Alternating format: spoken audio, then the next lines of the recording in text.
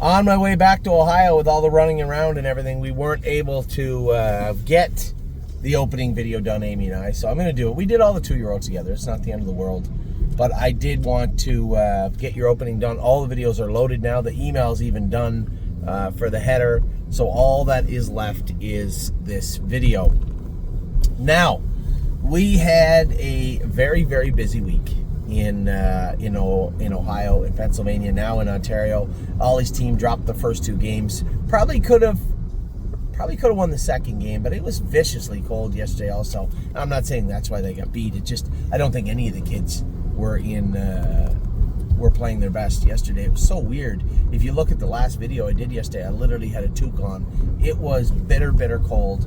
A few errors on both teams. And Ollie's team, which 5-1 was the score yesterday, the second game, or 5-2? 5-1? Yeah. 5-1, I think. No, 5-2. 5-2. Played much better today. Ollie hit a bomb yesterday and got no, it must have been 5-2, wasn't it? No, I think it was 5-4, 5-3 because people were saying that we would have tied the game if Jack Moore hadn't have gotten picked off. No, there was a lot of things. The kid got picked off at third. I do remember number 27 booted 1 or 2, I think, also, if I'm not mistaken. So, I think, the kid Quentin got picked off at third. Yes, he did. If you want to watch, how much you want to bet? Now, think very hard about your bet. Because I'm going to tell you one thing. I watched both games, and I am not wrong. Somebody got picked off by rounding third and got picked off. What's up, honey? Yeah, that was Cooper. No, I don't think it was Cooper. I have juice and I have water. You want juice? I actually got you a juice right here. But Cooper got out running first. There was 3 kids got picked off on your team in the first game. So if all 3 kids didn't get picked off, yes. If a couple of people did boot some balls, yes. It's just baseball. There's not much you can do. It was a winnable game that you lost. It's not the end of the world. The second game, though, the game you guys won today, was very good. Ollie hit two good hits. Yeah, 2 very good hits and walked once. You played good. And that ball that you didn't boot that ball at second. It was one hopper that went off the heel of your glove. No, I hit a rock up front and I wasn't ready for it to hit. So the problem was you were in a tough spot where it's one of those hits where you can take a step back, but you almost every time take a step forward.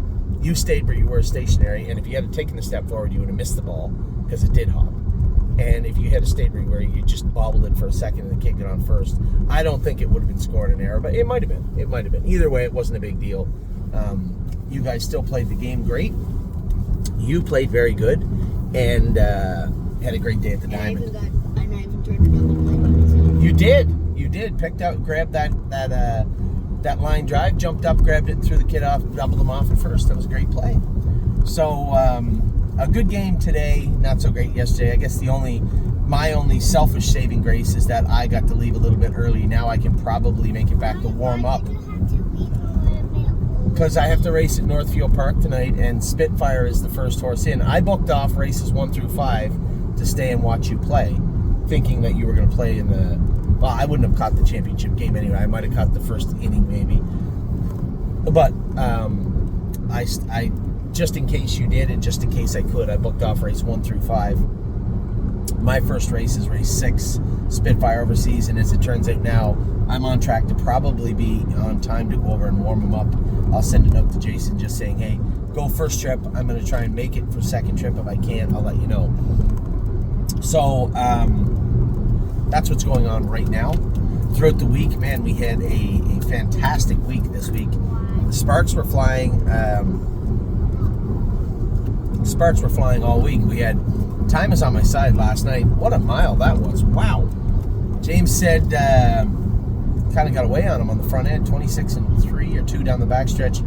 He was at the 3/4 in 120 and 1. Fast horse. I've never seen him be like that before.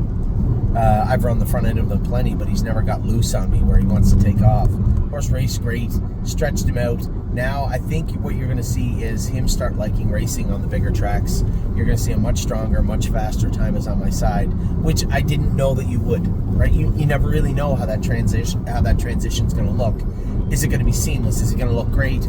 Or is it going to be problematic, and he just is what he is, and it's not quite good enough for the Grand Circuit. Keep in mind, Soaring Now, who won the race, and I know I already got an email from the client, had told me that we should buy Soaring Now. I just didn't like where he was coming from, and when I weighed what he could be on the positive side against what he could be on the negative side, it didn't work out, and I didn't think that it was the best purchase, but it turned out I was wrong. The horse clearly looks like a nice horse, but he was an Indiana champion when he was there also, and the horse that Billy was driving was champion in his own right.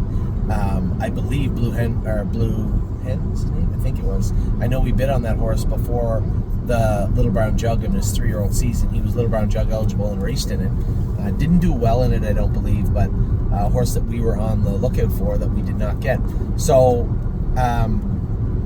2 horses. One, if I'm not mistaken, well, definitely was amongst the top echelon of the New York Sires Company, if not the New York champion in I think it's Blue Hen. Am I saying it right? I might be wrong. And then Soaring Now, definitely the Indiana champion, and has been a very good horse since he was young. Both very, very good 2-year-olds, 3-year-olds, 4-year-olds, but they're 5-year-olds. And Soaring Now might even be 6, and I might be 5. I'm not sure. But time is on my side is most definitely 4. So a big test, a big race, a pretty good finish. If you'd have told me he'd pace in 48-1 last night and not win, I would be shocked. So a great mile for this. It's not like and before we talked about speed, where you'll have horses follow fast speed and get a good line on them. You're like, that's a pretty good line, but it's just following speed, right? No. He whacked it all out. He did all the work. So that's a different kind of 48-1 altogether, isn't it? Earlier in the afternoon, Rock Shining Star paced 49-2 at Scioto Downs. That's a 5/8 mile track, a huge mile. They are flying in Southern Ohio right now. Miami Valley was crazy fast, and they certainly didn't leave their fast shoes behind when they made their way to Scioto Downs. They are smoking there right now. Very, very good miles, and a great mile from Rock Shining Star. It's unfortunate that you made $1,200 finishing 4th and pacing in 49, but I guess it could be worse. The 75 Climber went in 49 apiece last week at Scioto, which is insanity on its own right. Now, those weren't our only fast miles of the week. Looks Like Money, a winner in 52-4, and looked very, very good doing it.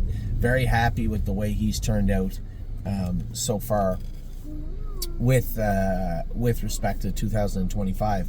Wow, what a comeback year for this guy. He was maybe one of the best horses we ever had 2-3 years ago into the year following, and then he had that injury, and it just seemed like he was never going to be that Looks Like Money again.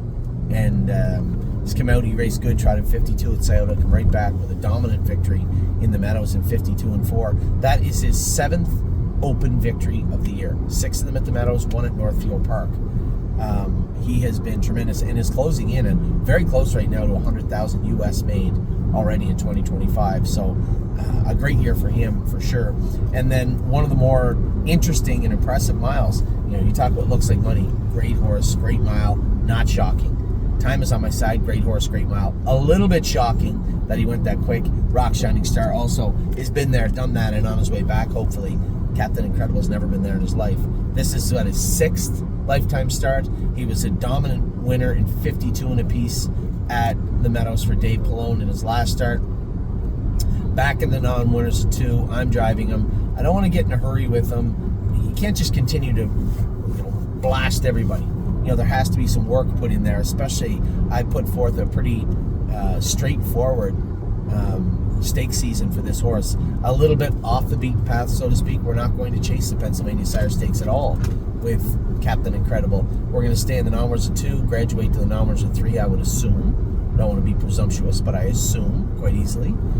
And then he'll go from there into his first stake company of 2025, which will be the Adios. He'll race in the Adios, go to Kentucky for the first 3 legs of the Kentucky Sires. He'll then make his way to the Jug Preview at Scioto for that race, a comeback race. I haven't seen the Jug Preview in a while. It will be at Scioto Downs this year. Then we'll finish up in Kentucky, go to the International Stallion. The other one's, what's it called? The Tattersalls? I don't think it's called the two that are there, the Bluegrass and the Tattersall, whatever they're called, the two stakes at the end of the year during the sale in Kentucky. And then he'll finish up 2025 with the Breeders' Crown, I believe. And that is what you're going to see from Captain Incredible in 2025. The schedule we have set forth for his management is unique, so to speak, with regards to shoeing. The staging point for Kentucky is also unique.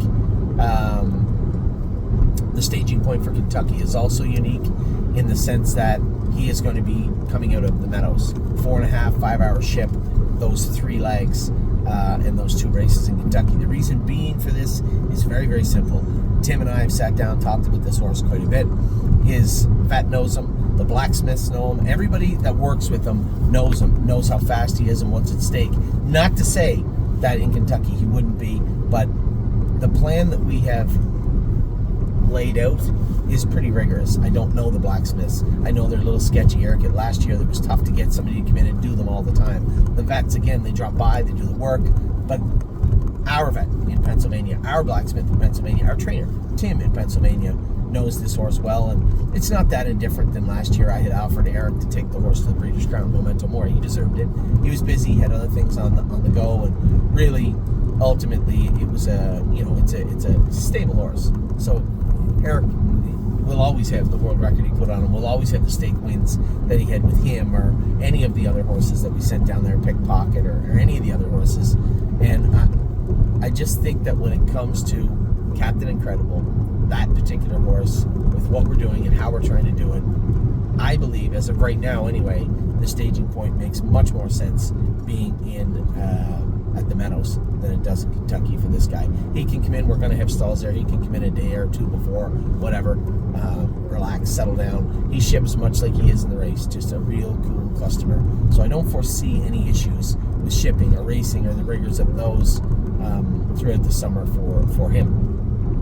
Another horse who's obviously is not quite a stake horse, but has been racing great, raced fantastic last week, and worth mentioning in his own right, Blue Ventura. Horse, I had told you guys at the start of the season he had that one really bad performance, and I had said, you just can't. Here's how you can race him. He's made it very clear this is his window of opportunity. You can't leave hard with him, put him on the front, he won't race great. You can't come first over with him. I did that last week because I had to. He won't race great. He doesn't mind being covered up, but he likes that leave, sit, hunt. You can move him in the latter 3/8 of the mile hard, and he'll race great. But again, this is how he likes to race. And if you can race him in the right class, in the right way, within those barriers that he's put forward, or that he's put forth, he'll race well, and he's done that pretty well all year long. Now, with 6 wins, the concern would be if he wins another one, which he will at some point. It might be this week. He's picked to win this week. If he wins this week, I believe he can do in that non-winners at 10 condition claimer at Scioto. I believe he'll be effective in there. He also has the non-winners at 10 or 12 claimer at the Meadows. The problem is the one at Scioto, I believe, is a 30 or 35 claimer. The one at the Meadows is 17 or 18. Quite a bit different. So we'll figure out where we're going with this guy, how we get there, and what that looks like over the next, let's say, 3-4 weeks.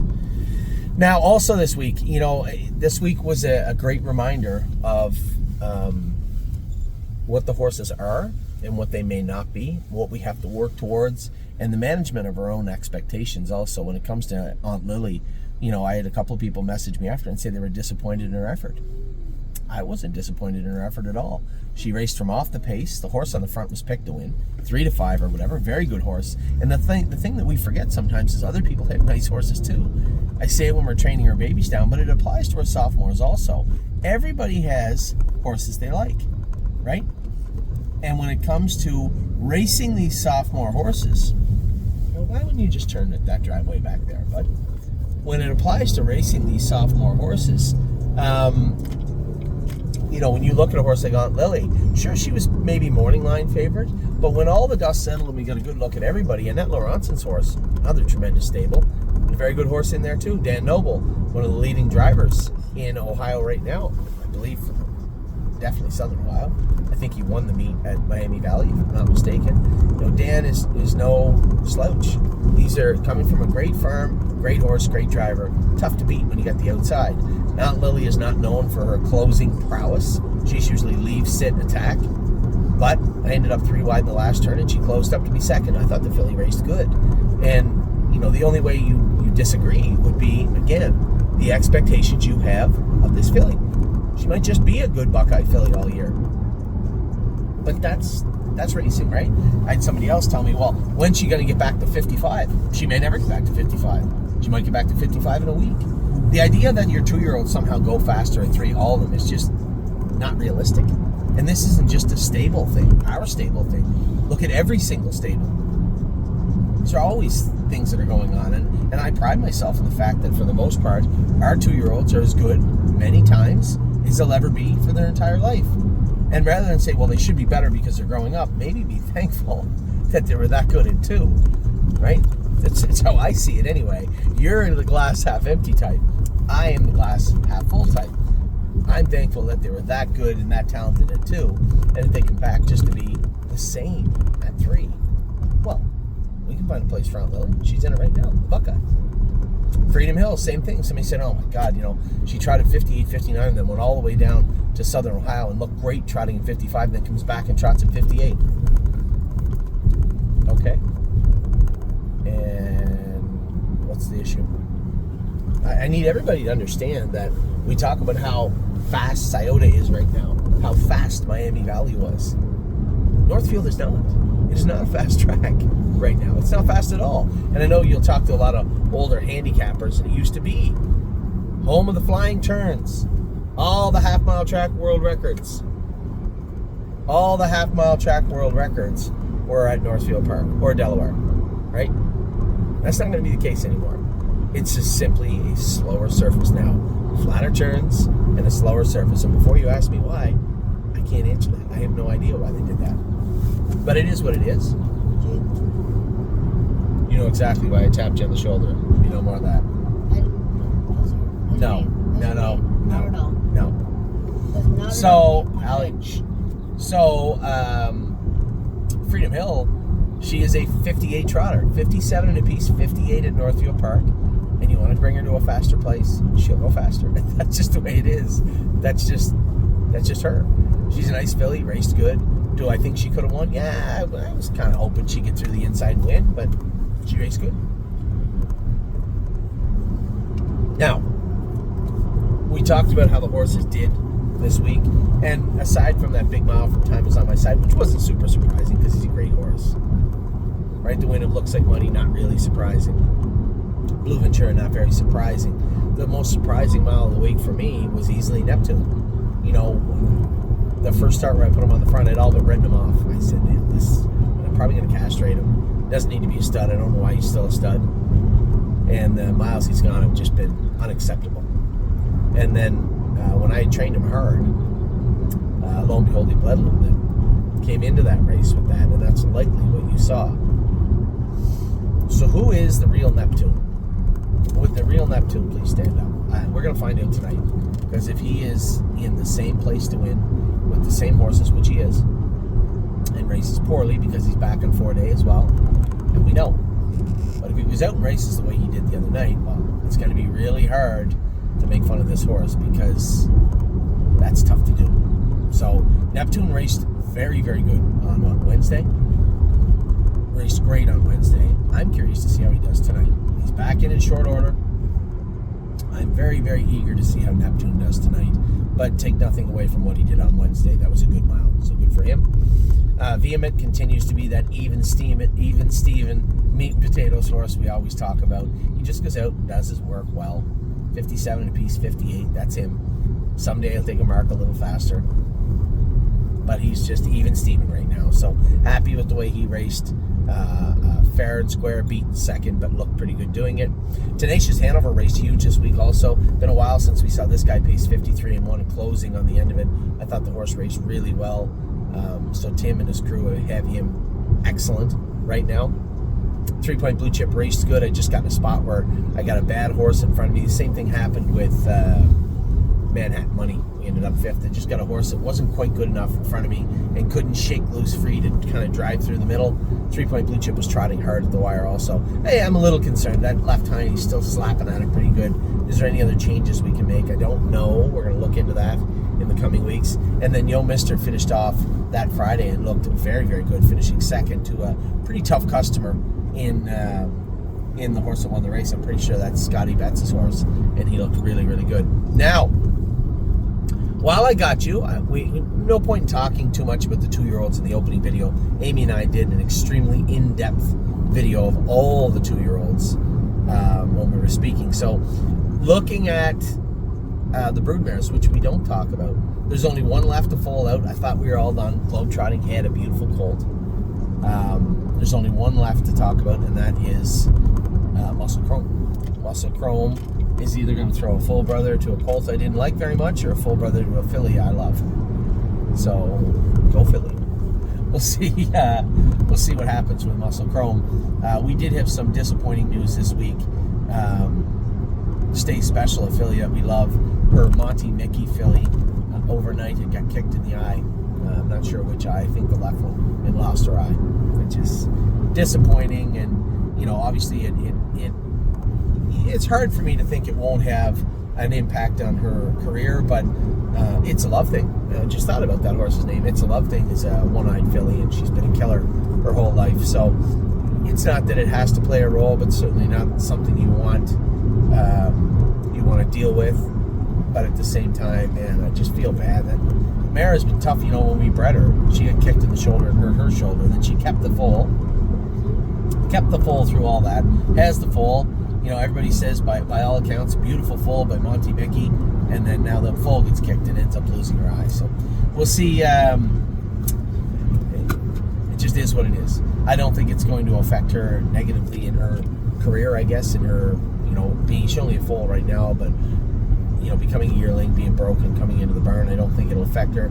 It's just what I've noticed with the horses with only one eye, obviously, is there has to be my take anyway is training them down. There has to be that extra level of trust, right? They have to trust you because they can't see anything in half of their body. They can't see anything over there. So there has to be that heightened level of trust and a rapport built with the horses. And it's not our first horse that only had one eye, but certainly wish she had two.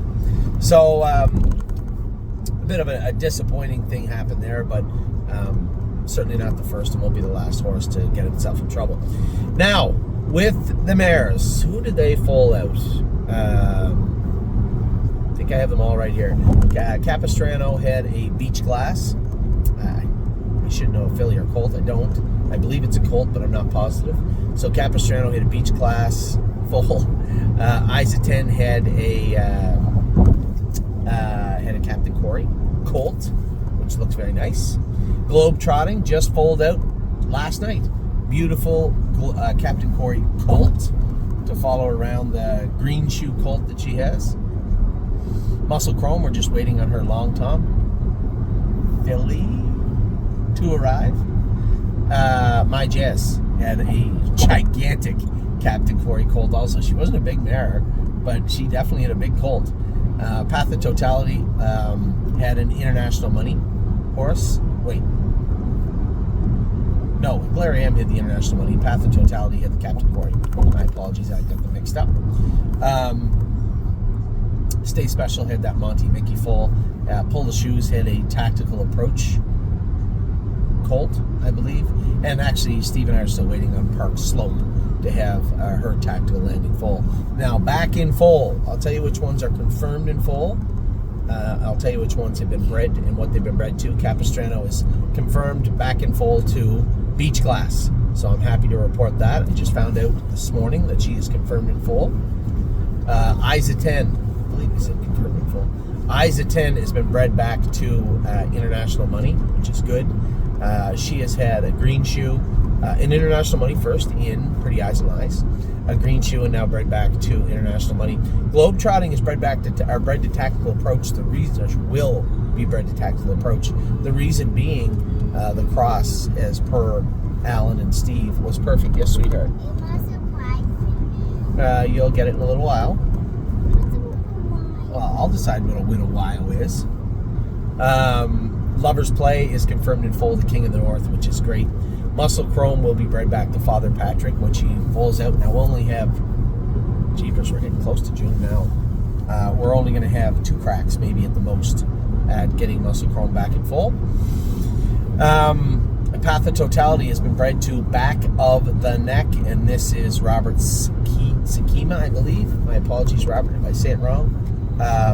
From Europe. He was the one that had asked about breeding the Back of the Neck and gave me an extremely long synopsis as to why this was the breeding for this mare, so thank you for that. Eglariam is going to TCI. Very happy to report that also. Should be bred to TCI. Or is bred maybe already, I'm not sure. She sits at the bar. Our girl that got injured last year. This is Volume 8's sister by Bar Hopping. She is confirmed in full to King of the North. So we got some Ontario blood coming our way. State Park S is been bred to Tactical Approach. Again, Steve and Alan, I believe, telling me that was the right way to go in that regard. Stay Special, the mare herself, has been bred back to Cannibal, another New York horse. Again, that was I forget who told me that one. It might have been Alan. I'm not sure yet. But somebody come up with Cannibal. Maybe even Steve, I'm not sure. Come up with Cannibal for Stay Special. Pull the Shoes. I bit the bullet. I was thinking about selling her and what I'm going to do with her. We end up breeding her to TCI, so that's always very, very important.